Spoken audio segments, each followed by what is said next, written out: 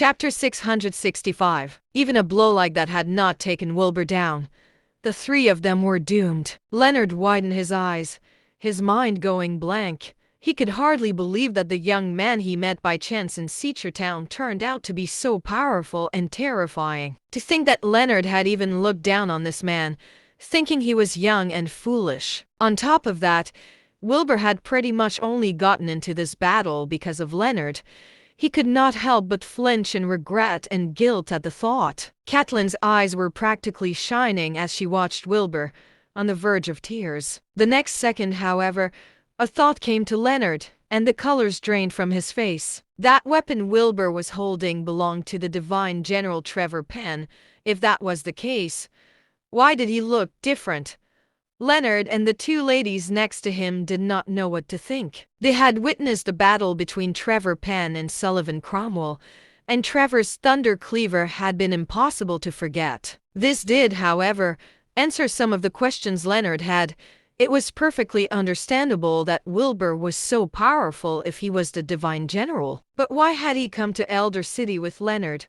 All at once, Leonard was filled with shock, fear, and confusion as he froze in place. Just then, Wilbur put away his thunder cleaver before making his way up to Bruce, throwing a fist against his body. With a loud collision, Bruce's gigantic body shattered from the impact, turning into tiny crystal flecks that drifted in the air. A double-story shop lot behind him came crumbling down from the remaining force of the blow.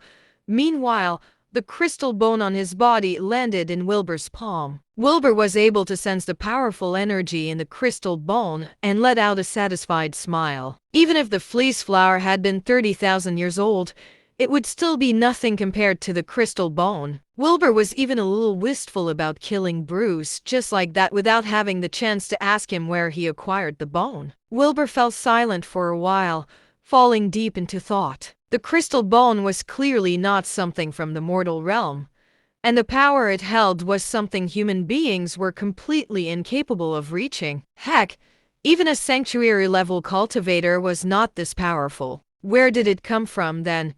An ancient giant? An alien species? A remnant from an ancient civilization? Wilbur did not know and could hardly begin to imagine. The world had been around for billions of years, and the universe was unimaginably vast. Who was to deny the existence of all the spirits and gods heard from myths and legends? No one knew exactly what this planet had gone through in the billions of years since it had come to be, or what human beings had experienced in detail. Wilbur fell silent, contemplating the vastness of the galaxy and how small he was in the context of time and space. At some point, the people upstairs made their way out of the building. They stood behind Wilbur silently, not daring to interrupt him in the slightest. All they did was stare at his back, taking in the sight of him as if he were a god. Even Amon and the rest did not dare to leave, standing behind Wilbur with their heads bowed, awaiting judgment. There was no point in running, not in the face of someone so terrifying. Wilbur seemed to reach some form of understanding amidst his contemplations, and he felt as if he was descending into another realm. A bright sound rang in his brain as a mysterious rune appeared on the tree of his burning soul flames, swaying softly as it hung on a branch.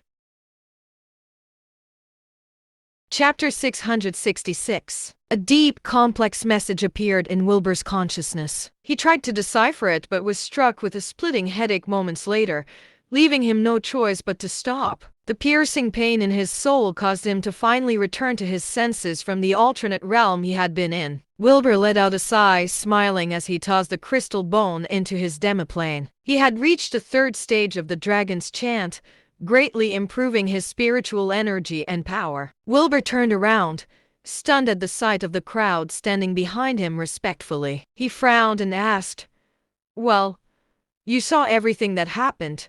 Does anyone have anything to say about it?" The crowd lowered their heads at once, as if they would have anything to say in Wilbur's presence. Leonard was the only one who took a step forward, his expression full of regret and guilt. "I'm so sorry, sir." Wilbur chuckled. "You haven't got anything to be sorry for. In fact, I should be the one thanking you." "What?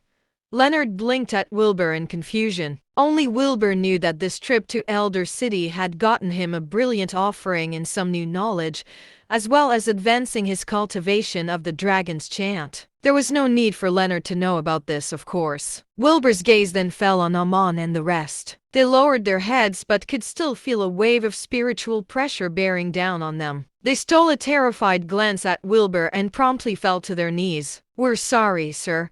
We should not have plotted against Leonard, nor should we have insulted you.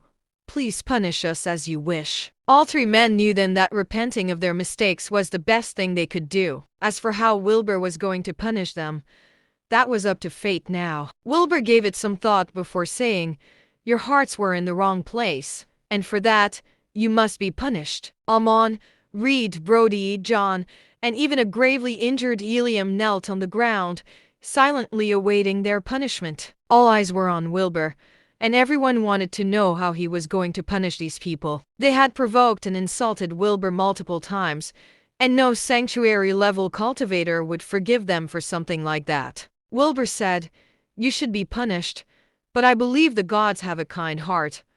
I don't want to be killing people left and right either, as this might affect the nation's medicine supply. Each of you shall pay Leonard $100 million, be it in punishment or compensation.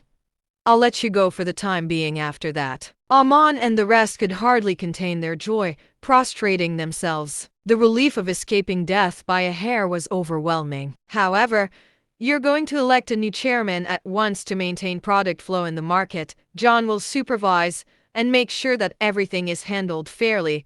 Bruce's incident can never happen again. Can you do that?" "Yes, of course." John and the rest nodded profusely at the order. This was a better outcome than any of them could have ever hoped for, and they would be fools to say no. Wilbur then said, "That should do it then. Since everyone's here now, you can have a meeting to decide where to go from here.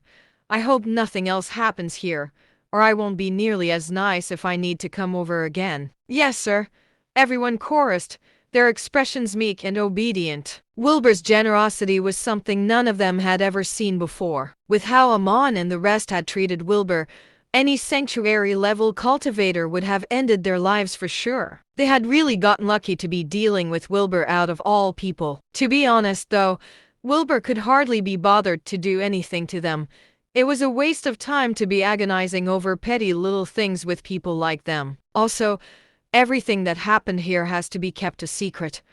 I don't want to hear a word of it after this. Wilbur turned to leave after that. He was desperate to get back so he could take the crystal bone apart and hardly had any time to waste staying here.